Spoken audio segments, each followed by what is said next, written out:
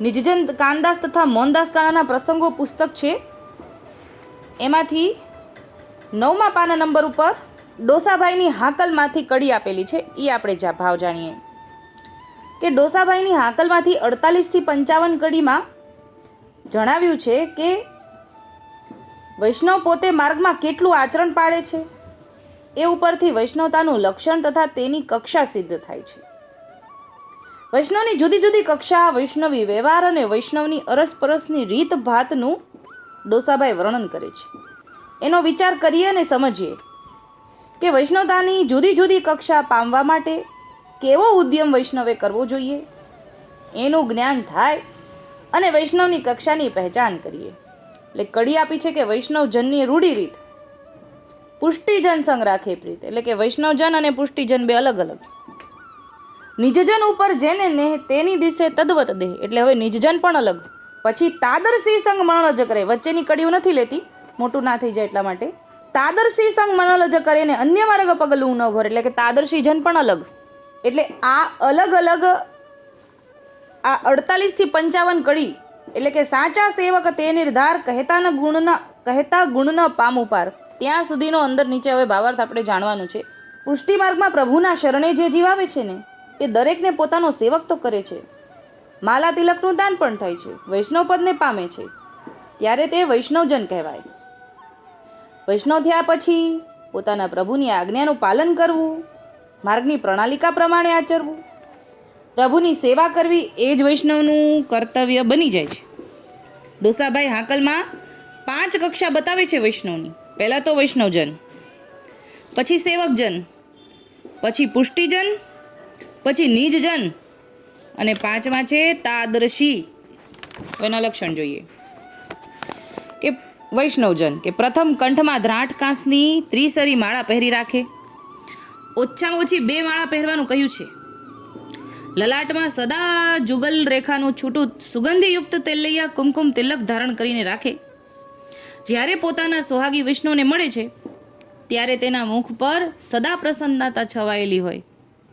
એમની રીતભાત, વાણી અને વર્તન વિવેકપૂર્ણ તથા સુંદર હોય છે. અને જય શ્રી ગોપાલના ઉચ્ચારથી તેમનો વ્યવહાર શરૂ થાય એ વૈષ્ણવજન. હવે સેવકજન એટલે કે વૈષ્ણવજનથી થોડાક ઊંચા આગળ વધીએ પછી સેવકજન થઈએ. તો સેવકનો ધર્મ એ જ છે કે પોતાના સ્વામીની આજ્ઞા પાડે, 14 લોકના સુખની ઈચ્છા કરે નહીં, પરંતુ પ્રભુજીના ચરણકમળની ઈચ્છા રાખે. પોતાના ઘરમાં પોતાના પ્રભુજીનું પુષ્ટાવેલું સેવન પધરાવી પોતાના તન મન ધન સમર્પણ કરીને સેવા કરે એ સેવકજન. એમ વૈષ્ણવજન થયા ને એ લલાટમાં તિલક ધારણ કરે અને વૈષ્ણવ સાથે સ્નેહ રાખે ત્યાં સુધી વૈષ્ણવજન. પણ સેવા પધરાવવાનો ભાવ થાય ત્યારે સેવકજન કે ઘરે સેવા પધરાવે, પોતાનું તન મન ધન સમર્પણ કરીને સેવા કરે. ખાનપાનનો વિવેક સમજે, લૌકિક ખાનપાન, જગતનું જૂઠણ અને અવૈષ્ણવના હાથનું ખાનપાન તથા જલપાન ન કરે તે સેવકજન. કેમ કે એમના ઘરે સેવા બિરાજે છે અને ઠાકોરજીના સેવક છે, સેવા કરે છે. પછી એનાથી પણ આગળ વધે થોડા ત્યારે પુષ્ટિજન થાય. પુષ્ટિજન જેની લૌકિક તૃષ્ણા તથા સંસારની આસક્તિ છૂટી ગઈ છે, નાશ પામી ગઈ છે, સાધન માર્ગમાં જેને કોઈ રુચિ રહી નથી, આવા સેવકજન લૌકિકમાં રહીને પણ અલૌકિક સાધે છે ત્યારે તેને પુષ્ટિજન કહેવાય. એટલે કે સેવકજન થયા પછીનો આગળનો તબક્કો છે. પુષ્ટિજન લૌકિક તથા વૈદિક આવરણમાં પોતાના પ્રભુની સેવા છોડતા નથી. એટલે કે સેવક થઈ ગયા પછી હવે ઠાકોરજીની સેવાથી અળગું રહેવું ગમતું નથી. પછી સંસારથી અળગા રહીને ઠાકોરજીની સાથે રહે એ પુષ્ટિજન. સર્વ કાર્યમાં કેવલ પ્રભુ ઈચ્છા માનીને રહે, પોતાને કરતા માનતા નથી અને કરતાપણાનો ભાવ પણ હૃદયમાં રાખતા નથી. આપણા પ્રભુ જે આજ્ઞા કરી છે એના સંપૂર્ણ વિશ્વાસ રાખે છે, તેને સત્ય સમજે છે. પુષ્ટિ તે જનસુ પ્રેમ ઘણો તેને નિશ્ચય મળે જગદીશ. પુષ્ટિ પ્રકાશની કડી છે એ પુષ્ટિજન. હવે નિજજન અને તાદર્શી. તો નિજજન તથા તાદર્શી તો કોઈ જવરલા જ હોય, એની પહેચાન થવી ઘણી દુર્લભ છે.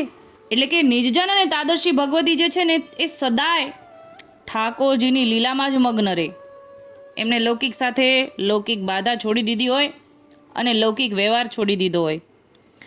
એને સંસાર કામનો નહીં અને સંસારને એનું કામ નહીં.